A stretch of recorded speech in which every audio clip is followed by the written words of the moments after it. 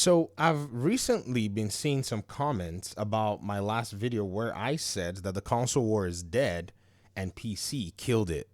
Now, I know for some, strange reason, a lot of folk who play on console do not necessarily appreciate when somebody who plays on PC chimes in.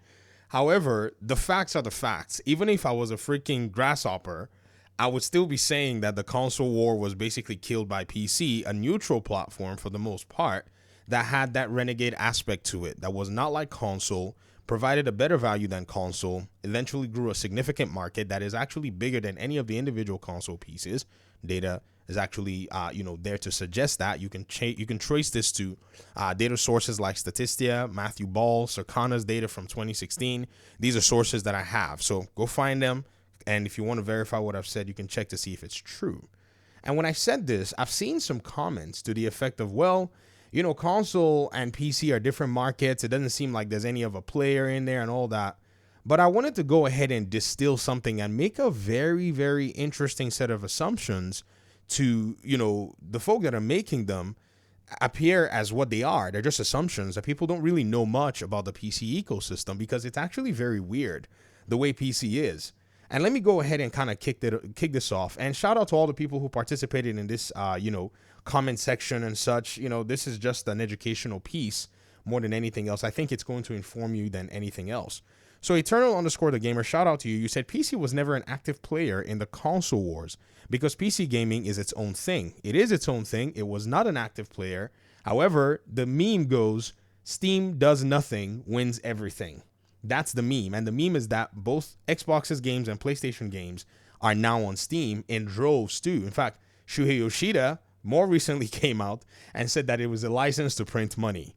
Now, he said that, the Eternal Gamer, you said this, PC Master Race has been saying for a long time now that the so-called console wars was always between gaming consoles. Actually, the console paradigm, in terms of what people have framed it as, actually did have the implications of who had games and exclusives. So with that particular piece, you dragged everybody into it. When PlayStation fans claimed that Xbox had no games, they pretty much dragged everybody who gamed into the conversation. So this is why, for the most part, you're going to hear a lot of people chiming into the conversation because that is no longer absolutely the case. I replied and said, but PC killed it. But you said this, PC ran its own race, it won its own race, and it's only competing with itself. No, it's an indirect competitor. That's also another thing that people need to realize. A competitor could be providing direct exact same things as you, in terms of a market.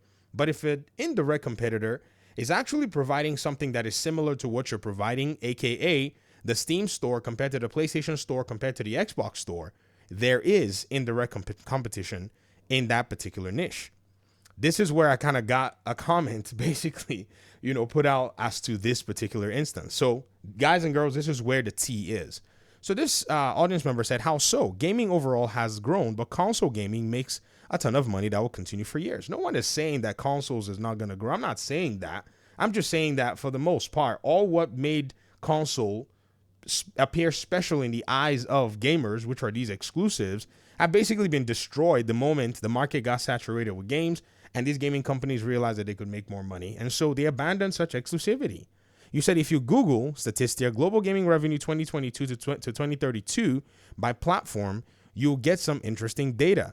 Now, here's the thing. Statistia is making a projection because 2032 is basically 7 years from today or something like that. Well, I mean, yeah, if I'm actually correct. So what we have is the data from Matthew Ball and different sources that have actually put together what we've seen, and PC gaming revenue is actually the better out of all three. You said PC revenue in most links I find is behind console gaming revenue. Go to Matthew Ball's data set where he does a collation of the data sets, and PC gaming had the highest spending last year and even in the previous years because PC gaming is actually quite the renegade.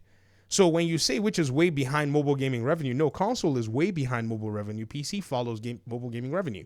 This is almost a revision of the facts. So what do we need to do? We need to basically cite where we're getting our data from. I have cited mine. Matthew Ball did a 200-page collation of the data sets. Go and look for that. That has been cited on this channel multiple times. Then you said this. While you can clubber together a cheap PC The typical PC Master Race gamer is going for the way more expensive than console hardware because that crowd is as much as about gaming as much about flexing the FPS. Hardware setup with all the lighting, water cooling, overclocking, undervolting, etc. That's actually not true. You see, when people make these kinds of assumptions, and this is what I said about assumptions, they're very dangerous, especially when you're talking about a segment of the market that has really, really shifted gaming. In fact, this is the segment of the market that made Steam remove their login requirement to PlayStation. So many of you didn't believe that that was going to happen, for some games anyways. Many of you on console did not believe that was going to happen. I mean, many of you thought, well, grow up, suck it up, because that's many of you, and I don't mean this in an offensive way, you prefer the conformist ecosystem where you conform. Whereas on PC, everything is super renegade. People just looked and said, no, we're not going to log in, and then we're going to go ahead and pirate your game. Or if you don't want, we're not even going to touch your game. Get the heck out of here. We're going to go play other games. And PlayStation saw that, and they were like, nah, man, we want money. So they basically agreed. Again, another presumption that people will make about PC that makes it a little weird. And when I say these things, people come at me and say, oh, you're acting all high and mighty and like, blah, blah, blah. I'm like, no, we are literally dragging these corporations through the mud. You brought your corpo into the PC platform, hence mud on its face. Don't be mad. Like, it's not you we're dragging. It's PlayStation and Xbox and Nvidia and AMD and Intel. And anybody that screws around, we're dragging all of them.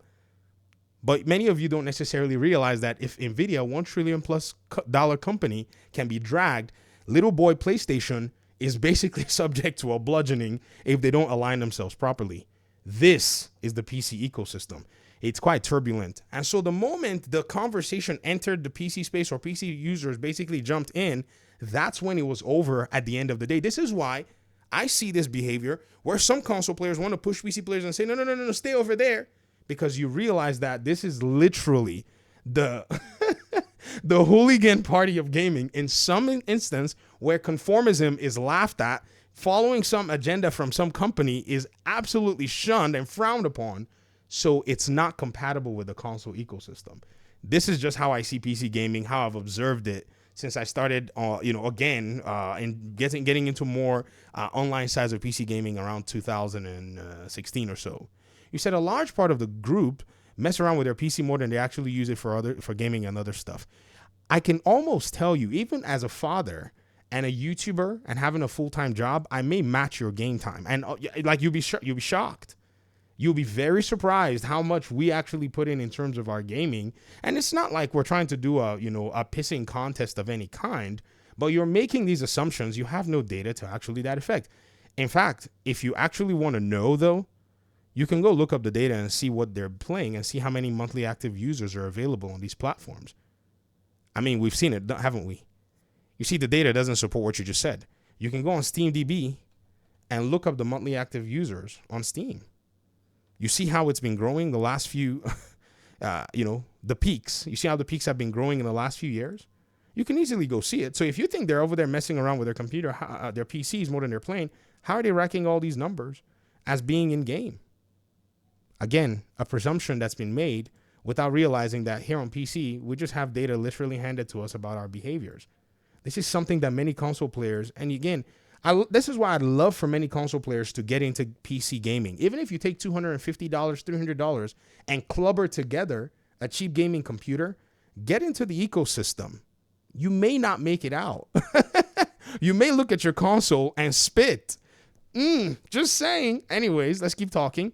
It's like the garage dwellers of yesteryear and constantly tweak their cars more than driving them. You just want to disparage PC gamers. It's okay. I would have taken the bait, but there's no need. I can just literally cite data and show you that, your assumptions are quite, weird. So I replied, I said this, and, this is exactly where we're coming from. I said, while you can clubber together a cheap gaming PC, which is basically citing what this individual said, FFWD4C, shout out to you. And I said, now check the Steam hardware survey and recommended requirements for every PlayStation game on PC to see if PC players spend all that money. That's number one. You made the presumption that we're going for the high end, but then I asked you and said, well, if we're going for the high end, why does the Steam survey show the majority of the players who filled out that survey don't have these high-end devices? And why are developers like PlayStation actually optimizing their game for lower-end hardware? You didn't know that, did you? So I said enthusiasts are not the same, a true metric of the average PC gamer. I said, also look at the PC requirements of the top 15 games played on Steam. Devs making games that require a lot of hardware are pricing themselves out of the market. You replied and said minimum versus recommended. What do I care? Is the game able to run on my PC? Minimum or recommended? Who cares? You see? Go get a gaming PC so that you can actually know how to actually make these arguments, so that you come from a place where your arguments are stronger. If a developer tells me minimum requirements, the developer is guaranteeing that if I have hardware that is at this level of performance or even better, I will play their game. So minimum or recommended or whatever it is, the developer has basically vetted and vouched for that range. I may have some delta, yes, but at least I know that if I have a GTX 1060, I'm not going to be going to need to spend any more money. This is the difference. Again, maybe a little bit of, this is required. It's kind of required. You said, that said, Dota and League of Legends are super popular games, kings of live service and micrograms actions that will run on almost anything. Then do it on purpose to get everyone they can on those games. PlayStation is the exact same way. FFW, just wait a second. I'm going to show you something that will shock you. When you see 1366 times by 768 as a popular resolution, I think some cheap laptop with an i5 with integrated graphics playing Dota or League of Legends. So, AMA 9358, you said this. The Steam hardware survey isn't a good metric of average PC gamer.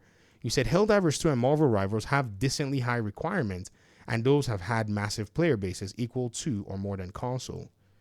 This statement is not accurate. Why?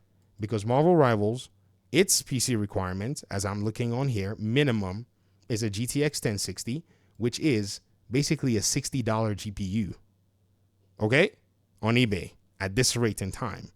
Then they're asking you for this is the minimum specs. They're asking you for a CPU that is pretty much a Ryzen 5 1600X. This is like a $30 CPU. Did you just hear what I said? I just basically got you the core of a minimum rec PC for about $90. The recommended specs is asking for an RTX 2060 or an ARC A750. An ARC A750 is under $200 for a GPU, or a 5700 XT, old school 5000 series from AMD. And they're asking for a Ryzen 5 5600X or an i5 10400, of which there are other CPUs in this class, like the 5500, that will do the exact same job, or more similar with about 20% difference, of which 20% in CPU world, you can't see it because of how fast CPUs can process data. Let's look at Helldivers 2. I like numbers. I like to look at the facts. Helldivers 2, similar setup, 1050 Ti or the RX 470. I used an RX 480 in my first PC build in 2016. That is an old GPU. And if we're looking at comparisons, then Helldivers 2 can run on a potato. i7 4790K. Huh? One of my children uses a better CPU than this. No, all the kids, they use a better CPU than this, and it was super cheap to build that have PCs in our household. An i7 9700K, anything in between 4790K and 9700K would do it. GTX 1050 or RX 470 or RTX 2060 or RX 6600 XT. Let's go to PlayStation's other games. And I'll just spoil it for you. The most demanding PlayStation games pre-Spider-Man 2 was Returnal. I know, I've made this video before, so again, pardon me, it's not... I just wanted to make sure that we clarify this before people start jumping everywhere. Since Yoshida said stuff about PC, I've seen a lot of people start trying to run all over the way, where the recommended specs is asking for an RTX 2070. However, the minimum specs are in the GTX 1060, which I just showed you. It's a $60 GPU. Anything better that is under the $100 mark and so on and so forth is going to get you where it is that you need to be. Now, to the comment about the Steam hardware survey. I know that the Steam hardware survey, when you say it and put it that way, I understand what you mean. I've made many videos about it, but the Steam hardware survey is not a player centric survey system. It's not for you or me as Steam users or PC gamers. It's for developers. This is why people on the internet like Zubitech, D-Batch, who are making fun, or whoever they are, making fun of PC players, saying they don't even have the latest and the greatest hardware. They're just, jealous about a PS5. This is why they made kind of a... this is why they kind of like, I don't, you know what? Let me just not say anything. This is a data set that tells developers what kinds of hardware gamers are using. What do I care if a bunch of people are using an RTX 3060? I only care that I can afford the 3060 or any other device out there as a gamer, right? But the developer wants to know what resolution I like playing in, how much VRAM I have, how much RAM I have, how much hard drive space I have. Why? Because they're the ones making the games that will require all these things. So now that they know all this stuff, and PlayStation is also well aware, well, their most, demanding game is sitting somewhere around the GTX 1060, which, if you look at the Steam hardware survey, is actually one of the more popular GPUs in terms of how many people actually have it. And it's kind of a floor, a base model for a lot of the other games that they make. Look at it. The 3060 is at the 5%, the 5.06% mark. But the 1060 is at the 2.4% mark. And so everything else, look very carefully, is all on the lower end, right? But then there are some interesting outliers. The 3060 Ti, the 4060, the 1650, and whatever. But if your game can run on a 1060, it would definitely run on everything here and possibly everything here that is higher. That's how I think that they're making a central floor. Many games, even if they cannot run on a 1060, ask Kingdom Come Deliverance 2 why they sold 2 million copies very fast. It's because everybody could play their game. Ask Alan Wake 2 why no one bought their freaking game. It's because they basically priced themselves out of the market. Guys, y'all need to think like a developer sometimes when you're talking about this stuff. Like, you just put yourself in the developer's shoes. You'll gain a very strong understanding of what's going on. I had to spend 15 minutes trying to clean this stuff up because, like I said, since Yoshida said this, a lot of people want to come in here and start trying to downplay the importance of the PC market. Oh, PC was never really a big deal. You would be lying to yourself if you said that. I'm just trying to help you. You can say what you want. It's your choice. But the numbers, the way developers are behaving, the way that they're actually developing their games, the way they're actually optimizing their games say otherwise.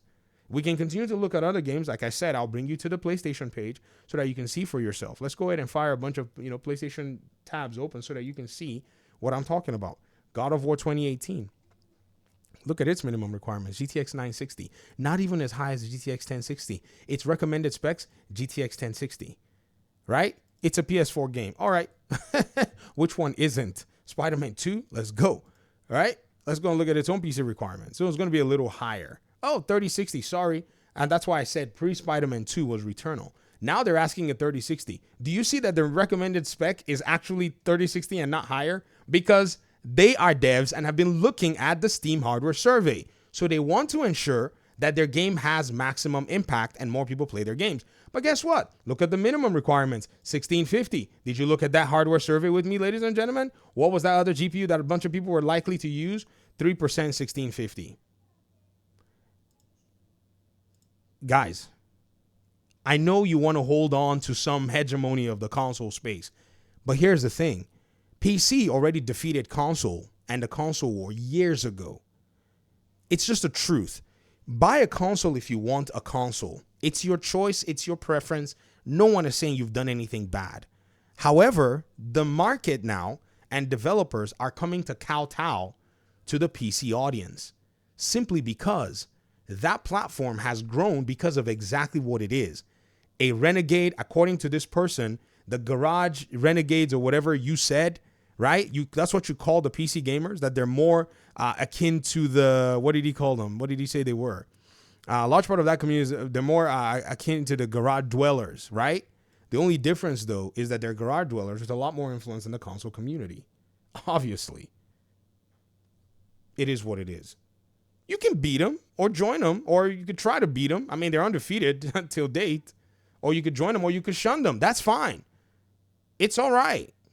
Okay? So anything that you want to say under volting, overclocking, like, yo, water cooling. Like, did you just say water cooling? You install a water cooler and walk away from it. That's why I saw the comment and I was like, what? Did you just say water cooling?